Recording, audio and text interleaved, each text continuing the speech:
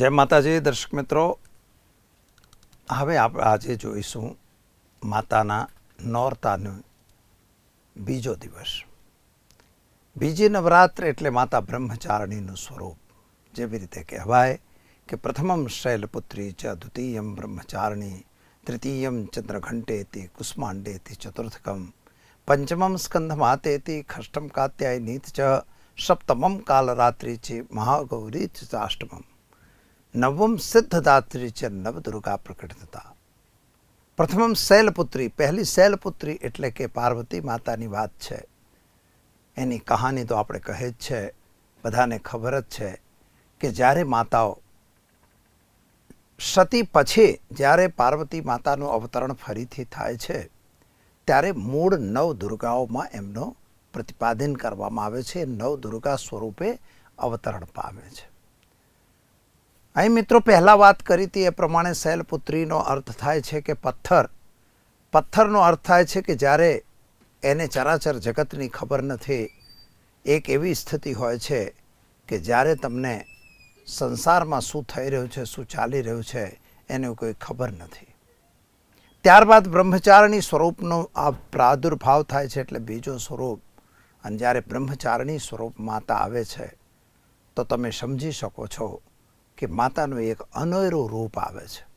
અને એ રૂપ કેવું હોય છે કે એ તપસ્યા કરે છે. બ્રહ્મચારિણી સ્વરૂપ જે છે એ શેનું સ્વરૂપ છે? એ તપસ્યાનું સ્વરૂપ છે.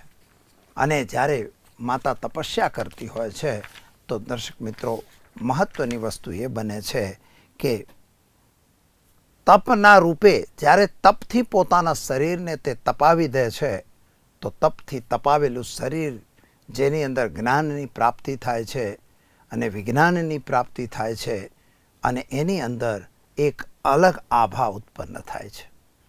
તો એ જગદંબિકાનું બીજું સ્વરૂપ એટલે કે બ્રહ્મચારિણી માતા. એની સ્તુતિ પહેલાં કરીએ. યા દેવી સર્વભૂતેષુ મા બ્રહ્મચારિણી રૂપેણ સંસ્થિતા નમસ્તસ્યૈ નમસ્તસ્યૈ નમસ્તસ્યૈ નમો નમઃ. દરેક ચરાચર જગતની અંદર માતા બ્રહ્મચારિણી સ્વરૂપે છે. બ્રહ્મચારિણીનો અર્થ મિત્રો એક જ થાય કે બ્રહ્મ. બ્રહ્મનો અર્થ બ્રહ્મમ જ્ઞાયતે તે બ્રહ્મ એટલે કે જ્યારે જેને તત્વ જ્ઞાન થઈ ગયું હોય, જેને જ્ઞાનની પ્રાપ્તિ થઈ ગઈ હોય, જેની અંદર સર્વથા એક અલગ તત્વનો પ્રધાનતા આવી ગઈ હોય. જ્યારે શૈલપુત્રી હતા માતા, એવા વખતે જ્ઞાનનો વિકાસ નહોતો. એટલે જ્ઞાનનો જ્યારે વિકાસ થવાની શરૂઆત થઈ જાય છે તો એને બ્રહ્મચારિણી માતા કહેવાય છે. બ્રહ્મનું આચરણ કરનારી, જ્ઞાનનું આચરણ કરનારી. જ્ઞાન માટે તપસ્યા જરૂરી છે. જો તમારે જ્ઞાનની પ્રાપ્તિ કરવી હોય તો તમારે તપસ્યા કરવી પડે. એટલે માતાનું બીજું સ્વરૂપ એટલે કે જ્ઞાન પ્રાપ્તિ માટે તપસ્યાનું સ્વરૂપ. અને જ્યારે એ તપ કરે છે મા ભગવતી, તો તપથી એને બધું મળે છે. કઈ રીતે મળે? તો મિત્રો, જ્યારે કોઈ પણ વસ્તુની તમે આરાધના કરશો તો નિશ્ચિત તમને માતાની પ્રાપ્તિ થશે અને એની અંદર જ્ઞાનની પ્રાપ્તિ તમારા અંદર આવી જ જાય છે. જ્યારે દેવી માતાની અંદર પહેલાં આપણે જોયું કે જે જગદંબિકા હતી, જે માતા હતી, તો આની અંદર કહે છે કે પ્રથમ જે નવરાત્રિ છે, બીજી નવરાત્રિની અંદર કયા માતાની આરાધના તમે કરશો? તો કયા માતા? તો બ્રહ્મચારિણી માતાનું આપણે આરાધન કરીશું. અને એ જ બ્રહ્મચારિણી એટલે કે જે જગતની અંદર તપ અને જપનો વિકાસ કરે છે, તમને તપસ્યા શીખવાડે છે. અને જ્યારે તમારી અંદર તપસ્યા આવી જશે, યોગ ક્રિયાઓ આવી જશે, એટલે તમારી અંદર એક અલગ જ્ઞાનનું પ્રતીક આવી જશે. કારણ કે મિત્રો, જગતને, ચરાચર જગતને જો ચલાવવું હોય તો જ્ઞાન વગર થઈ શકે નહીં. તો જ્ઞાન તમને પ્રાપ્ત થાય એના માટે માતા બ્રહ્મચારિણીનું સ્વરૂપનું પૂજન કરવામાં આવે છે. હવે આ માતાનું મહત્વ શું છે? બ્રહ્મચારિણી માતા કેવી છે? તો મિત્રો, શુભ્રવર્ણમ, સફેદ કલરનું એનું જે એની સફેદ વસ્ત્રો ધારણ કરેલા છે. કારણ કે જ્ઞાન હંમેશા સર્વદા ચોખ્ખો હોય, એ ક્લિયર હોય, એની અંદર કોઈ કલદવતા આવતી નથી. એટલે માતા જે બ્રહ્મચારિણી છે એને હાથની અંદર એક જપમાળા છે. જપમાળા એટલે માળા છે. માળા શા માટે? કારણ કે એ તપસ્યામાં લીન છે માટે. અને કમંડલું ધારણ કરેલું છે, 4 હાથવાળી માતા છે. 4 હાથનો મતલબ શું? તો 4 હાથનો મતલબ થાય છે મિત્રો ધર્મ, અર્થ અને કામ અને મોક્ષ. આ 4 વસ્તુની પ્રાપ્તિ. જ્યારે તમને ધર્મ, અર્થ, કામ અને મોક્ષની જરૂર છે તો માતા બ્રહ્મચારિણીના સ્વરૂપનો તમારે વર્ણન અવશ્ય કરવું પડશે, એના દર્શન અવશ્ય કરવા પડશે. અને એ માતા જે છે કમંડલું છે. અને કુંડલીની શક્તિની અંદર જે માતાની આરાધના થાય છે એ ખરેખર તમારા અનાહત ચક્રની અંદર માતાનું સ્થાપન કરવામાં આવે છે. શૈલપુત્રી માતાને આપણે જોયું કે મૂલાધાર ચક્રની અંદર એનું સ્થાપન કરવામાં આવે છે. એટલે કે અમારા ઋષિમુનિઓ, તપસ્વીઓ જે ખરેખર યોગીઓ છે, તો યોગીઓ માતાનું દર્શન ક્યાં કરે છે? શૈલપુત્રી માતાનું દર્શન એ મૂલાધાર ચક્રમાં હોય, જ્યારે બ્રહ્મચારિણી માતાનું ચક્ર જે છે એ અનાહત ચક્ર કહેવાય.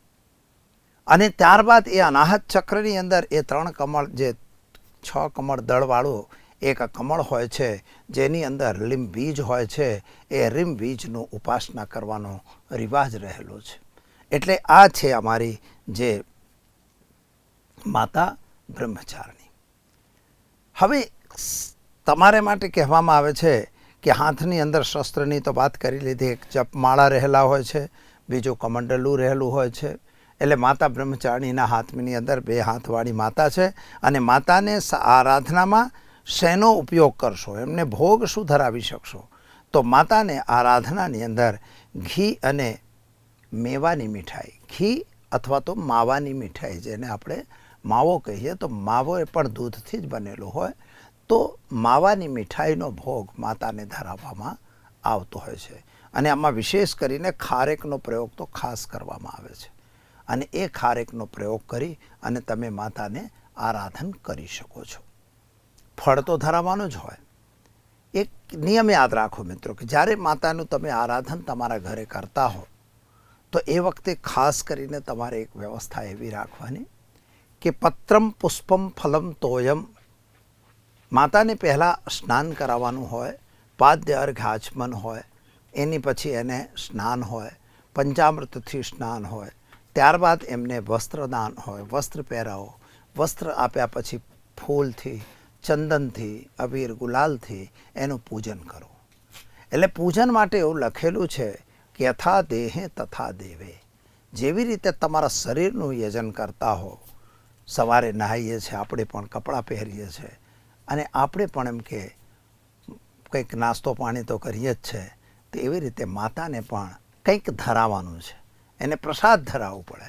પછી જોકે એ તો ફળનો જે પ્રસાદ હોય એ તો પ્રસાદ તો ભક્તને જ મળે છે, એટલે ભક્ત એનો લાભ લે, એમાં વાંધો આપણને કોઈ વાંધો નથી. પરંતુ માતાને આપણે ધરાવવાનું છે. શા માટે? કહેવાય છે કે ભાવ છે તમારો. તમે જે માતાને જે ધરાવો છો તો મા એને સ્વીકાર કરે છે. જે તમારી શક્તિ હોય, એવું જરૂરી નથી કે આપણી શક્તિથી બહાર જઈને કોઈ પૂજાનો સામાન વાપરવો, પરંતુ માતાને જેટલું શક્ય હોય એટલું આપણે આપણા ઘેર મા દેવી ભગવતી 9 દિવસ માટે પધારેલા છે, તો એમને આપણે અવશ્ય પૂજન અર્ચન કરવું જોઈએ. જો તમે એ કરો છો અને કુંડલીની શક્તિ પણ જાગૃતિ કરો છો તો એનાથી એક અલગ અલૌકિક તમારી અંદર શક્તિ અને તમન્ના આવી જાય છે.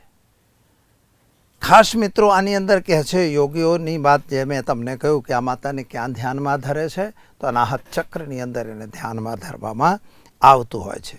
હવે આની અંદર એક બીજી વસ્તુ તમને પૂછી લેવું, તમને કહેવું કે આરાધના જ્યારે તમે કરતા હો તો એના વિશિષ્ટ મંત્રો હોય છે. જો કે સૌથી શ્રેષ્ઠ મંત્ર છે ઓમ ऐं ह्रीं क्लीं ચામુંડા વિચ્છે. હવે ઓમ ऐं ह्रीं क्लीं ચામુંડા વિચ્છે જે મંત્ર છે એ ખરેખર આરાધનનો શ્રેષ્ઠ મંત્ર છે. ઓમનો અર્થ તો ઓમકાર આપણે જાણીએ જ છે. ત્રિદેવોનું ત્યાં સ્વરૂપ હોય છે, બ્રહ્મા વિષ્ણુ મહેશનું. પછી ऐं ह्रीं क्लीं, ऐं બીજ જે છે માતા સરસ્વતીનો કહેવાય, રીમ બીજ એ મહામાયા લક્ષ્મીનું કહેવાય, અને ક્લીમ બીજ જે છે મહામાતા કાલિકાનું કહેવાય. એટલે મહાકાલી, મહાલક્ષ્મી, મહાસરસ્વતી આ ત્રણ દેવીઓનું જે સ્વરૂપ છે એ ત્રણ દેવીઓનું સ્વરૂપ એટલે જ માતા નવદુર્ગાઓનું સ્વરૂપ કહેવાય.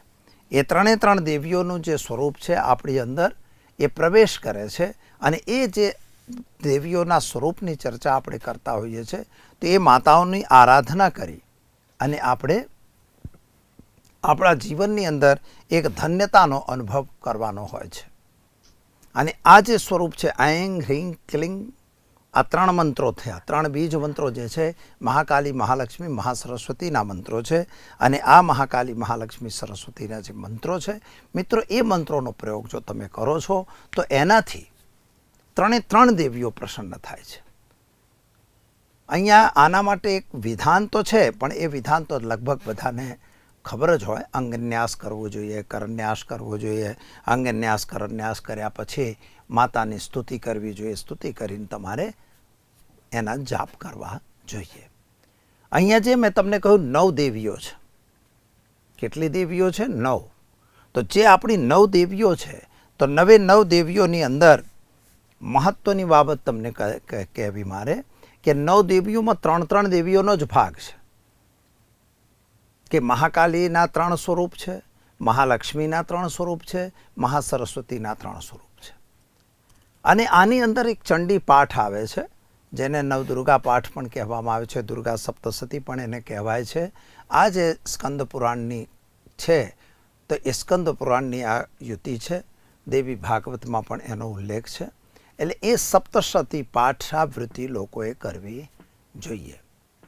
ऐं ह्रीं क्लीं ચામુંડાય મંત્ર તમે 9 દિવસ રેગ્યુલર જાપ કરો, કાં તો તમે રેગ્યુલર સપ્તસતીનો પાઠ કરો, કાં તો પછી તમારે કુંજિકા પાઠ આવે છે એનો પણ તમે પાઠાવૃત્તિ કરી શકો છો. ઘણા લોકો રામાયણની સ્તુતિ પણ કરી શકે, એટલે રામાયણના પાઠ પણ 9 દિવસ તમે કરી શકો. દેવી ભાગવતનો 9 દિવસનો પાઠ કરાવી શકો. આ આરાધનાનો પર્વ છે. નવરાત્રિનો પર્વ એટલે 9 દિવસ શક્તિ ઉપાસનાનો પર્વ છે.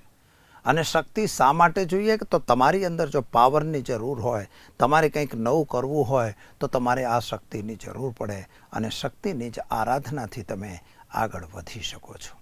એટલે માતાનું શક્તિ સ્વરૂપનું પૂજન એટલે કે નવરાત્રિનો પર્વ. હવે મિત્રો, આપણે બ્રહ્મચારિણી માતાની ચર્ચા તો કરી રહ્યા છીએ. એને ખરેખર સફેદ વસ્ત્ર વગેરે પણ ચઢાવવું જોઈએ અને ધરાવવું જોઈએ. શણગારના સાધનો પણ ચઢાવવાના, પુષ્પમાલાથી પણ માતાનું પૂજન આપણે કરવું જોઈએ. ભોગ ધરાવી દો. ભોગ ધરાવ્યા પછી એને ઓમ પ્રાણાય સ્વાહા, અપાનાય સ્વાહા, વ્યાનાય સ્વાહા, સમાનાય સ્વાહા આ રીતે એને પાદ્ય અર્ઘાચમન આપીને એને ખરેખર સપાદ ભોજન આપવું જોઈએ. ત્યારબાદ એને ધૂપમ દર્શ્યામી, દીપમ દર્શ્યામી, ધૂપ અને દીપથી માતાને પૂજન કરવું. અને છેલ્લે તમારે માતાની આરતી અવશ્ય કરવી. આરતી શા માટે કરાય છે મિત્રો? તો આરતી એટલા માટે કરવામાં આવે છે કે કદાચ તમારી પૂજામાં કોઈક ત્રુટિ રહી ગઈ હોય તો એ ત્રુટિને પૂરી કરવા માટે માતાની આરતી કરવી જોઈએ. માતા જ નહીં, કોઈ પણ દેવતાનું તમે પૂજન કરતા હો તો તમારે એની આરતી કરવી જોઈએ. આરતી નાની કે મોટી એ મહત્વનું નથી કે તમે કલાકની આરતી કરો કે 10 મિનિટની કરો કે 15 મિનિટની કરો કે 5 મિનિટની કરો, પણ આરતી જરૂરી છે. આરતીથી તમારી કદાચ પૂજામાં કંઈ ત્રુટિ રહી ગઈ હોય તે પૂર્ણ થાય છે. આરતી કર્યા પછી તમારે માતા દેવી ભગવતીને આરાધનાની અંદર એને પુષ્પાંજલિ આપવી. પુષ્પાંજલિ એટલે પુષ્પ એને આરતી ઉપર ફેરવી અને પુષ્પ આપવું, આરતી જાતે લેવી. ક્ષમા યાચના મિત્રો, બધું જ કામ તમે પતાવી દો પણ ક્ષમા યાચના અવશ્ય કરજો. આવાહનમ ન જાનામી તવાર્જનમ, પૂજામ ચૈવ ન જાનામી ક્ષમ્યતામ પરમેશ્વરી, મંત્રહીનમ ક્રિયાહીનમ ભક્તિહીનમ સુરેશ્વરમ યત પૂજતમ મયા દેવીમ તપ પદ પરિપૂર્ણમ તદસ્તુ મેં. હેમાં તમારી જે બી મેં પૂજા કરી છે, મારી જોડે કોઈ સાધન નથી, મારે મંત્રો પણ નથી જાણતો, કશું નથી જાણતો, પણ આ મેં જે ભક્તિભાવથી પૂજા કરી છે એને તું સ્વીકાર કર. બસ આ રીતે તમે માતાનું આરાધન કરી શકો છો. હવે એક સવાલ આવે છે મિત્રો કે દાખલા તરીકે તમારે કોઈ ઈચ્છા નહીં હોય, આપણી ઈચ્છા હોય. બ્રહ્મચારિણી માતા એ જ્ઞાનની માતા છે, તપસ્યાની માતા છે. ખાસ કરીને વિદ્યાર્થીઓ વર્ગ માટે આ સારામાં સારી માતા કહેવાય. વિદ્યાર્થીઓને જેને આગળ વધવું હોય, વારંવાર પરીક્ષાઓમાં ફેલ થતા હો, કોઈ કોમ્પિટિશન ટેસ્ટ તમે આપી રહ્યા છો, એમાં તમને સફળતા નથી મળી રહી, કદાચ તમારી અંદર કોઈક એવું હોય કે મારો બાળક ભણતો નથી, તો આવા બધા જો પ્રશ્નો તમારી પાસે છે તો અવશ્ય આ અવસર ગુમાવવાનો વિષય નથી. બિલકુલ તમારે આ અવસરનો લાભ લેવાનો છે. કાંઈ કરવાનું નથી. ખાસ એક પૂજન હું તમને બતાવી રહ્યો છું, જે સરળ અને ગુરુમુખનું પૂજન છે, યાદ રાખજો. અને એ પૂજનની અંદર એક બાજોટ પાથરવાનું, એની અંદર સફેદ કપડું પાથરવાનું, એના ઉપર ચોખાની 9 ઢગલીઓ કરવાની છે, 9 સિક્કાને 9 સોપારી મૂકવાની છે. સફેદ પુષ્પ લઈ આવજો અને બધે જગ્યાએ 9 પુષ્પ પણ તમારે ચઢાવવાના છે. ચાંદલો અગરબત્તી જે આપણે કરીએ છીએ તો ચંદન પૂજા એ સોપારી ઉપર તમારે કરવાની. માતાના સ્વરૂપનું ત્યાં પૂજન કરી અસ્ય પ્રાણા પ્રતિષ્ઠંતુ અસ્ય દેવતમાચર્યમ એ રીતે દેવતાઓનું આવાહન કરી અને તમારે આરાધન કરવાનું છે. ઓમ ઐં હ્રીં ક્લીમ બ્રહ્મચારિણી દેવ્યય નમઃ. બસ આ સરળ મંત્ર છે, કોઈ અઘરો મંત્ર નથી. ઓમ ઐં હ્રીં ક્લીમ બ્રહ્મચારિણી દેવ્યય નમઃ. બસ આ રીતે તમારે માતાના મંત્રની 9 માળા કરવાની છે. જે બાળક ન ભણતો હોય એ કરે તો વધારે સારું. અને બીજી એક વસ્તુ કરજો, એની પહેલાં 1 માળા ઓમ ગંગ ગણપતય નમઃ અવશ્ય કરજો. પછી 9 માળા આ કરવાની અને પછી ઓમ બમ બટુક ભૈરવાય નમઃ. બસ એ તમે 21 વાર, 51 વાર અથવા 1 માળા જે તમારી પાસે સમય હોય એ રીતે કરજો. ત્યાં સુધી દીવો ચાલુ રહે અને તમારી અગરબત્તી કે ધૂપ જે હોય એ ચાલુ રાખજો. ફળ ભી ભોગ ધરાવવાનું છે. સફેદ માવાની મીઠાઈ માતાને અવશ્ય ધરાવજો. 1 કાજુ દરેકે દરેક સોપારી ઉપર તમારે ધરાવવાનું રહેશે. બસ આ એક સિમ્પલ પૂજા છે મિત્રો. અને બને તો રાત્રે જ આ પૂજા કરવાની છે, દિવસની કોઈ જરૂર નથી. કારણ કે નવરાત્રિ એટલે રાત્રિ નામ સમૂહો, રાત્રિનો વાત છે. એટલે રાત્રે આ પૂજા કરી માતાની આરતી કરો. આરતી કરી પ્રાર્થના કરી અને તમારે પોતાના કામથી તમારે ગરબા ગાવા જતા હો કે જ્યાં જતા હો તો તમે જઈ શકો છો. પણ આ ક્રિયા માતા પિતા જો પોતાના બાળકથી કરાવે, બાળકીથી કરાવે તો નિશ્ચિત કરીને એને અભ્યાસમાં, ભણવામાં, દરેક રીતે એને આગળ વધવામાં મદદ અવશ્ય થશે. તો દર્શક મિત્રો, સમય થયો છે રજા લેવાનો. આવતીકાલે ફરી મળીશું નવા વિષય સાથે. ત્યાં સુધી આપ સૌ આચાર્ય ધ્રુવ શાસ્ત્રીને ઇજાજત. નમસ્કાર.